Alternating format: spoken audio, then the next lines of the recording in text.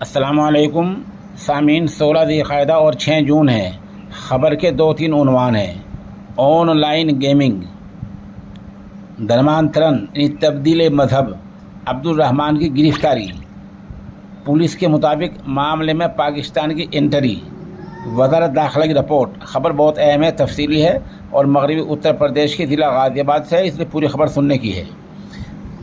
غازی آباد میں gaming application کے ذریعے 3 اسٹیپ میں یعنی 3 مرحلوں میں نابالغ طلباء کے دھرمانترن تبدیل مذہب کے معاملے میں اب پاکستان کی انٹری ہو چکی ہے۔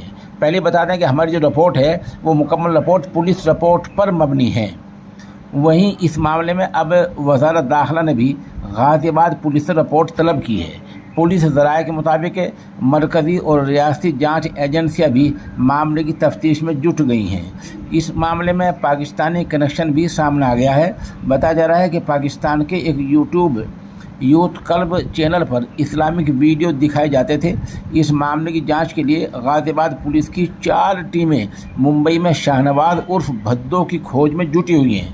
پولیس ذرائع کے حوالے سے خبر ملی ہے کہ جلد ہی شاہنواز عرف بھدو کی گرفتاری ہو سکتی ہے۔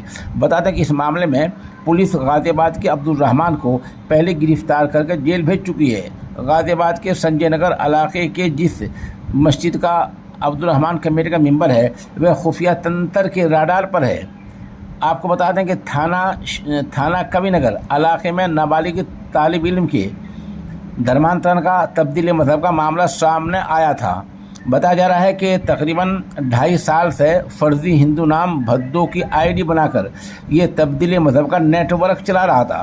پولیس کو شک ہے کہ شاہجہاں کا سنڈیکیٹ چلانے کے لیے اسے بڑے لیول پر اعلیٰ سطح پر فنڈنگ ہو رہی تھی۔ پولیس ذرائع کے مطابق خان شاہنواز تبدیل مذہب کے کھیل میں اہم کردار ہے، جو نابالغوں کو ورغلا کرتا تھا، اور جب اسے یقین ہو جاتا تھا کہ نابالغ اسلام دھرم کی طرف آ چکا ہے تو اس کے بعد وہ اسے ان کے گھر کے آس پاس کی مسجدوں میں نماز پڑھنے کے لیے جانے کا دباؤ بنایا کرتا تھا۔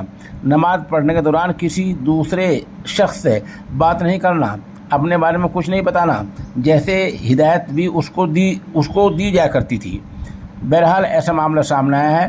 اب یہ آن لائن گیمنگ کا مسئلہ ہے۔ اب دیکھیے آگے کی جانچ کیا ہوتی ہے اور اونٹ کس کروٹ بیٹھتا ہے۔ ابھی بتا دیں پولیس ذرائع کے مطابق شاہنواز کو تبدیل مذہب کے اس سنڈیکیٹ کے چلانے کے لیے سیما پار سے یعنی سرحد پار سے فنڈنگ ہونے کے امکانات ہیں۔ اس کے پاس اتنے لمبے وقت تک اس سنڈیکیٹ کو چلانے کے لیے کہیں نہ کہیں سے فنڈنگ ہوتی تھی، جس کا خلاصہ اس کی گرفتاری کے بعد ہی ہو سکتا ہے۔ ایسی رپورٹ غازی آباد سے آئی ہے۔